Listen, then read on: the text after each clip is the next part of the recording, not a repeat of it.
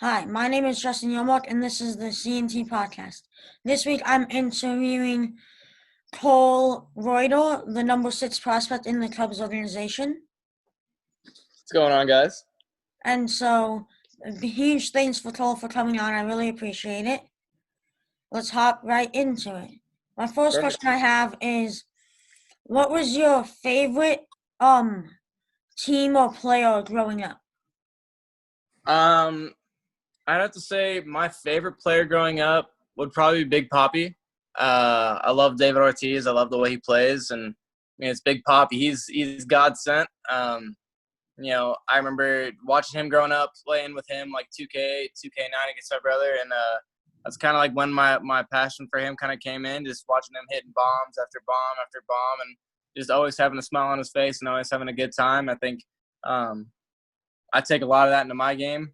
Trying to take things too seriously. So I think I like to have a good time, and he definitely had a good time when he played. So he's definitely my favorite player. Nice, nice. I really liked watching him play too.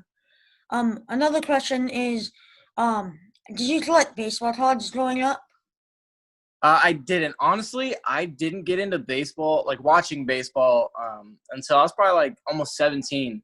I played baseball. I was like the weird one of the group where I just didn't watch it, didn't collect cards, didn't really do anything. We're talking Pokemon cards. Hey, I was all over that. But baseball, didn't collect any baseball cards growing up. Didn't really, honestly, I didn't really watch the sport until I was in high school. hmm I personally collect a lot of baseball cards and have a huge collection and even have an account to show it off and trade with people around the Okay. world. So if you could say I, how many cards you have, how many total over all the years do you think you have right now? um, around 3,000, I think.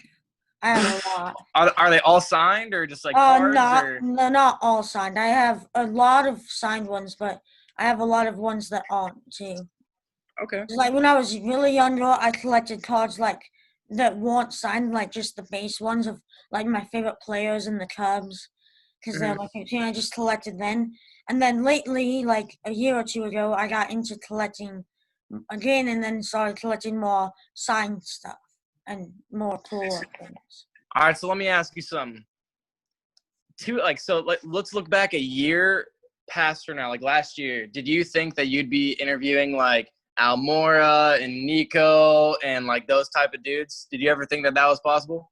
Not a ton. Like I always like thought about it like as something that I want to get to. Like that was always my dream, but I've never really thought that it would really happen to like get Okay. to that level of players. So how Like cool that. was it after like you got to talk to like obviously I mean I know Nico personally he's one heck of a dude, but how was it talking to like Almora for the first time, like how cool was that to be able to talk to like a big leaguer that was like someone you watch on TV? It was really cool. Like I was shaking when I first got to meet him. That's awesome, man. I remember growing up and I saw Josh Hamilton play in person, and I think I almost peed myself. It was the coolest thing I've ever been a part of in my life. So that's really awesome, man.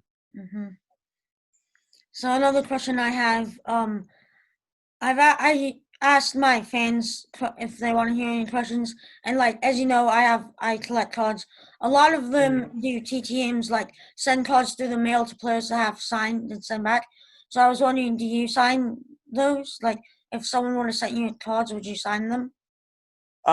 So me and my mom are actually a well-oiled machine. So they come into my house. My mom will set them all up for me. So she'll take all the envelopes and put them in my old room now because I just moved out. But yeah, so she would take them all and she would take out all the letters and set them above the cards. And I personally and my mom read every letter that has ever come to me in the mail. Um, and I try to sign every single card. I try to make sure I get them all out pretty promptly. But when it comes to fan mail, when it comes to cards like that, I try to get every single one done. I read every letter. I read every word. So if anyone ever sends me fan mail, just know that I read everything. So does my mom. My mom keeps everything too because she's a mom. But yeah, I try to sign every card that has ever come into the mail for me. That's really cool. So, like, you've played baseball for a while. Like, What made you fall in love with the game of baseball? Um, honestly, I don't know. I mean, I played basketball, I played soccer, I played football, and I played all four sports growing up. Something about baseball just felt special to me.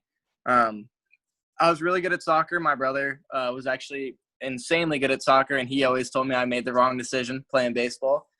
Um, but no, man, like honestly, it kind of felt like it was me. Like I felt the happiest when I played baseball. I felt like I could get the most done, and I felt like when I was struggling in life and I was upset or hurt, like with the loss of a family member or whatever life threw at me, I could go on the field, I could hop into a cage, and it always seemed like all my problems always worked themselves out while I was on the baseball diamond. And to this day, that's still the cause. It's still the case. So truly, I think I think baseball just kind of built in my DNA, and it's something I just can't live without. Yeah, I'm like the same way, except for like if I'm going through something or something, like just sitting down and watching baseball or watching highlights or playing MLB The Show, like it just helps a lot for me and it just calms me down a lot. And I kind of feel the same way. It really helps me. Absolutely. I used to watch. If you haven't watched this video, I suggest you watch it because it's the coolest thing ever. Um, I think it's called like Phenoms, but it's a Bryce Harper and Mike Trout like mix, and basically like it just goes over like highlights and like when they get drafted and like hearing their name called and stuff. It's actually like really really cool. I used to watch it a bunch before games in high school, and I still watch it to this day before games in pro ball. And it gives me the chills every time I've ever watched it. So it's on YouTube. If you look up like Bryce Harper and Mike Trout, like Phenoms or something, really good. Like it's really really cool. And honestly, dude, like every time I watch it, I get chills all the way up my body, all the way down to like my feet, all the way down to like the back of my neck and everything. I get the full chills. That's really cool. I'll have to make sure to check that out. So another question I always like to ask the people I interview is, what do you think your greatest achievement is? Um, I think so far in the baseball world, I think my greatest achievement is hitting the cycle last season. It's very uncommon for that to happen, and that could potentially be the only time I ever hit for the cycle in my life. So that was definitely one of the coolest moments that ever happened to me. I was the first player ever for the South Bend Cubs to ever hit a cycle, which was really cool. That is probably one of the most crazy and inspirational and weird nights of my life. I couldn't tell you most of the ABs. I couldn't tell you where most of the balls went. Um, it was like it was like someone else was playing for me that night, and that is one of like my greatest memories, and that's definitely one of my greatest achievements in baseball in my whole life. That's awesome. I remember watching that game like midway through because I heard that you were like on pace to do it. I remember Yeah, tuning in to watch it it. was it was so crazy. I remember like I hit the home run, I hit the double, and then I hit the home run, and then the single, and like I hit another single, and then the last one of all things, I hit it left field for the triple. And I remember as soon as I swung the bat and I hit it because I don't remember really hitting it. I kind of like blacked out when the pitch came. I remember just going towards second, thinking like I'm gonna get thrown out right now, or I'm gonna get the cycle. I am not stopping for this. And I honestly like it. I mean, it obviously still makes you smile. You can see that, but it was, dude. It was like I don't think I've ever had a moment in my life off the field, on the field, where it was like just so much like emotion and like passion and like it was literally like all my stars, and like I had a guardian angel watching over me that night. Like that's the most beautiful night of baseball I've ever played in my life. That's awesome. Congratulations. It's awesome. I can't wait to see you be able to do that in the big leagues soon. I hope so. Hopefully you're sitting front row watching me too. Yeah, that'd be awesome. So another question I have is, do you have any superstitions that you do? Oh, I am the most superstitious person you might meet. Um, so okay, all right. So let's say I hit like two bombs in a game, right? Whatever I ate whatever I wore, the time I woke up, the things I did, I will repeat. Like, I will literally write everything I did down, and I will repeat them to the T. Like, if I only had one Nike sock on and one Under Armour sock, I will make sure I have one Nike sock and one Under Armour sock. Like, I'll make sure I wear the same underwear, the same clothes. Like, obviously I'll have to wash them so I don't, smell anything. But like, I will literally, okay, let's put it this way. So in high school, I was going off my, I think it was maybe my freshman year or my junior year. And my mom used to make Mickey Mouse waffles. And she used to make that with like bacon and biscuits and gravy. Okay. So we had a game every Wednesday and Friday in high school. And every Wednesday every Wednesday morning and every Friday morning, I would have Mickey Mouse waffles, pancakes, and and literally I would repeat everything the same I did every week all season. And it got to a point where I couldn't eat waffles, I couldn't eat biscuits and gravy, and I couldn't eat bacon for months because I was so burnt out on them. That's funny. So you do that whenever you do something like amazing, like you'll just do like the same things to try and replicate it out? Absolutely. The way like I'm thinking in the cage, the way I warm up, like I will literally make sure I do everything exactly the same, because baseball is all like mostly mental. So if I feel like I'm going to do it again, like I feel like I did everything to the T and it's going to work again, usually I have a pretty good night at the plate. And then now after that night, now I'm stuck, and now I got to do it every day until it stops working, Mm-hmm. So I remember last season I was on like a hit streak for like 9 games, and I had the same 3 meals for 9 games straight. It was the worst 9 days of my life. That's kind of insane that you do that. I would never be able to do that. I mean, if it's working, you can't break it. If it works, you got to do it because it's only going to help you. That is true. Do you have a game day routine that you do before games, or? Yeah. So how I usually do it, how I do every game, after practice, we usually have like an hour and a half to eat, shower, and do whatever we need to do to get prepped for the game. I'd sit for about 40 minutes, not do a single thing. Sit in my chair and talk to my teammates, or like play on my phone, or like whatever, just sing and dance, whatever. And then about 40 minutes before game time, I'd shower. I would make sure, obviously in the initial 40 minutes, I'd make sure I eat. So I would just shower. I'd go to my phone. I'd put in my headphones. I'd blast some music. And I would dance around the locker room and have a good time and like joke with my teammates. And then when it came down about 10 minutes before game, I'd sit in my chair and I would visualize every pitch that the pitcher could throw, location, arm slot, literally everything, like a full breakdown of the pitcher. And I would sit there and close my eyes and just like picture everything that pitcher could throw at me. And then after that, I'd go, all right, let's do it. And take off my stuff and usually forget like my Evo shield or something. So I'd end up having to walk back, but walk out there with a big smile on my face and just ready to go for the next day. Nice. I kind of did something kind of similar. Like when I played on the car ride, I just visualize like what to do in certain situations and try and be ready. Because I wasn't the best, so I tried to like picture every situation so I'd be more prepared if it did come. Absolutely. I mean, hard work, man, will always beat out talent at the end of the day. So, like, if you know that, like, yeah, I mean, I might not be the best, you know what I mean? And, like, but you work hard and you do your thing, like, you're going to be better than the guys that are naturally gifted because you have, like, the work. So, that is probably, like, that's such a good personality trait, or a good trait to have as a person, because like you will go above and beyond to work harder than the person next to you. So that's something awesome, man, honestly. Yeah, thanks. So another question I have is, what is your biggest motivation to keep going and striving? My biggest motivation is my parents, especially my mother. My mom, so she worked at this. God, this fly is in my house, and I just can't get it out. I'm struggling to get this fly out of my house.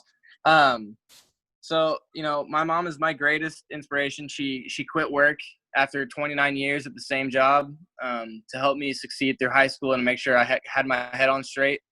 So she's my greatest inspiration. She literally gave up her career, her life basically to make sure that I made it. And, I'm going to make it one day, and it's going to be because of her, and she will always be my greatest inspiration. I have a really good relationship with my mom, so we talk a lot on the phone, and she's always, always has my back, in different situations. And, I know that I could call her any time of the day and she'd be ready to help me out, and she'd be ready to talk. So that is definitely my biggest inspiration. She's my greatest hero in my life, and someone I look up to as more than a parent, but as like a really good friend of mine. That's awesome. I have a pretty good relationship with my mom too, and she helps Okay. motivate me to do better with CNT as well. There you go. That's all you need right there. You just need someone in your corner to keep pushing you, and you're going to be great. Mm-hmm. So, earlier you mentioned playing 2K9, like earlier, like when you were younger. What was it like to see yourself in MLB The Show for the first time? So, so the first time I ever saw myself in the show, I didn't know I was in the show, by the way. One of my friends had just started playing, and he's actually Snapchatted me a picture of me on the game. And I remember seeing him like, I remember like dropping my phone and like running over to like my friend who was playing the show, and like I was like, dude, you gotta leave your game. I was like, I just found out that we're on the game because it was Brennan Davis. And he was playing with like my other roommate Cam Sanders and all them, and I was like, dude, you have to get off you guys gotta get off the game. Like, we're on the game, we gotta check it out.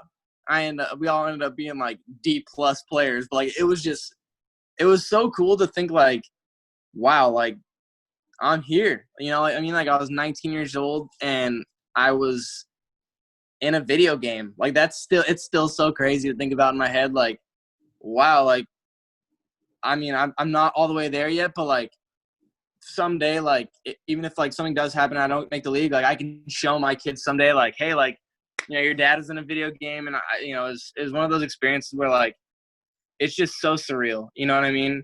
To think like, I mean, I was 5 years ago, I was your age, you know what I mean, and just not thinking this is real, more focused on what I was gonna eat for lunch or what I was gonna eat for dinner. Luckily, you're way more advanced than I was at 15, but it's crazy. It's surreal, honestly. It's literally like I'm living my dream life.